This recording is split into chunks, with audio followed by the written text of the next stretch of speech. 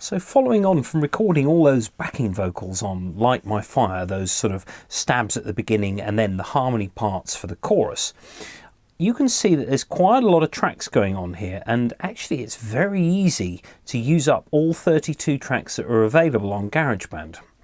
You can kind of go mad. The more tracks you've got, the more you use. It's a bit like motorways with 4 lanes. You know, traffic expands to fill the space provided. So what I'm going to do is I'm actually going to mix down the backing vocals separately. Now what I do is I just mute everything that I don't want, that is the bass drums and keyboards and guitars, leaving just the backing vocals. So if I play them back,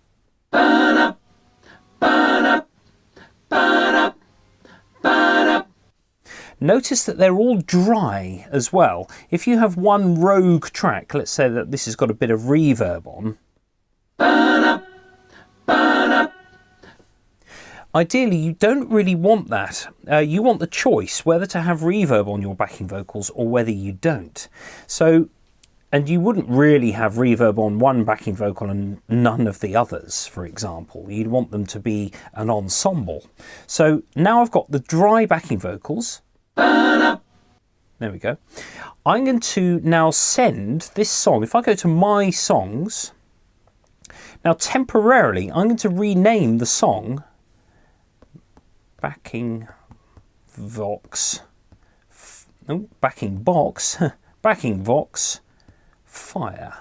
There we go. So I know roughly what I've got there. So backing vocals fire. Now I'm going to go select and then tick that and then go down here to share. And then I'm going to send it as a song.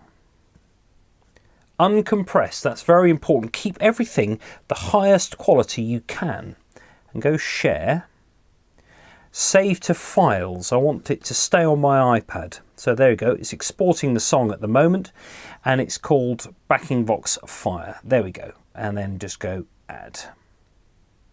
Now you've done that, just click done at the top. Go back into Backing Vocals Fire and you will see at the top here there is a symbol, the loop symbol with the number 1 next to it. Now if I click on that, backingvoxfire.wav appears, and if I press once on that,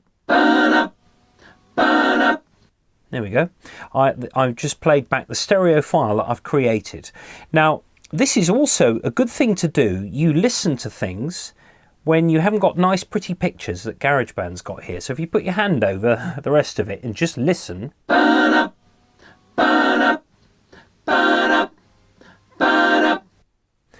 yeah, that's okay.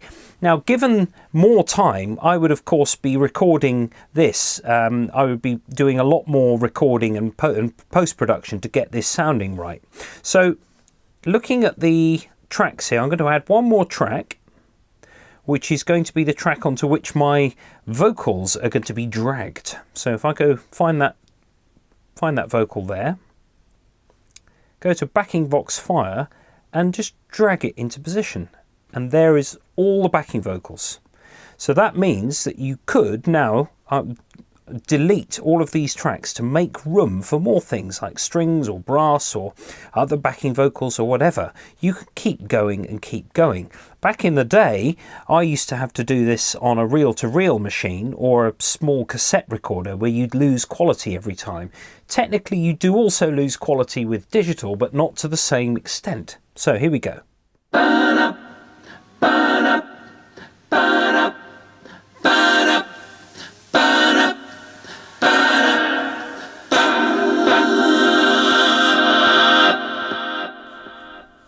So you now apply effects that essentially does the whole thing. Now, it's put a generic set of effects. Now, this depends on your setting in your the lead vocals. Ideally, just take everything off for the moment. There we go. So that you've got the tone in the middle. I'll just there we go. Tone in the middle, roughly. Pitch control off, compressor off, drive off, vocal hall off. So if I go into my main window now, you can see that my tracks, essentially they're all switched off, but there's an overdrive control there as well, which made it sound a bit angrier. So if I just take everything off,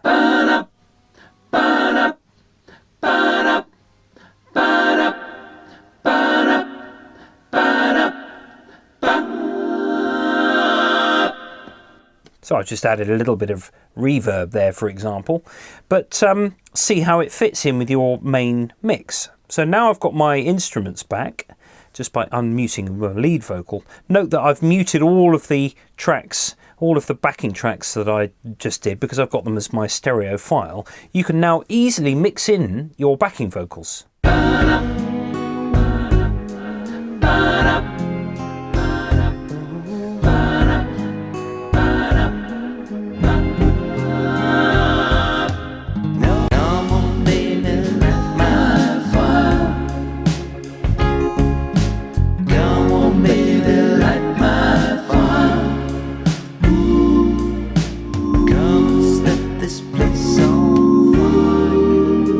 So it's now dead easy to do all of your mixing with your just one fader, instead of having lots and lots of things to control. It used to be a bit of a performance in itself, trying to mix all the backing vocals or lots of guitars. You'd have engineers bringing faders down for choruses or up for verses or whatever. So there we go. There is your a good way of freeing up tracks. So if I now delete tracks, here we go. Now, of course, I'm taking my life in my hands here by deleting stuff, but sometimes you just got to do it. Just delete stuff that you've already recorded, knowing that you've got a version of it which you're happy with. And that's the important thing. Is if you're happy with the vocals, then that's absolutely fine. If you've got other issues with it, then you have to go back and you have to make sure that it's right. So now that means I've got only 7 tracks showing. No, there's nothing really wrong with those backing vocals for this demonstration. I wouldn't choose to leave them like that. There are a few notes that were out of tune, but you have to really ask yourself whether it's noticeable when you play them all back on their own.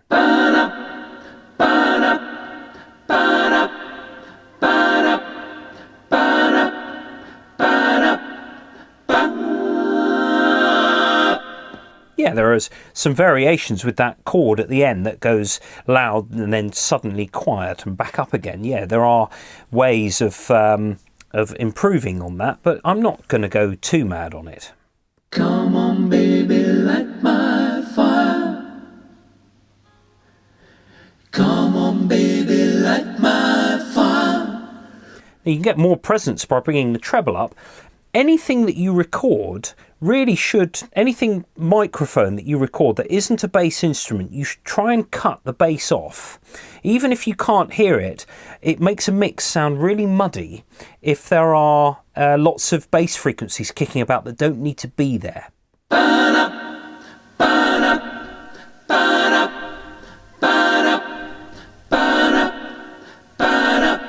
You can hear, when I turn it up, you can hear the sort of mains hum in the background.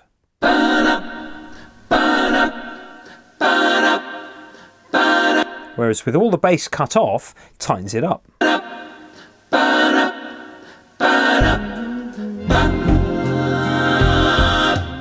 And there we go.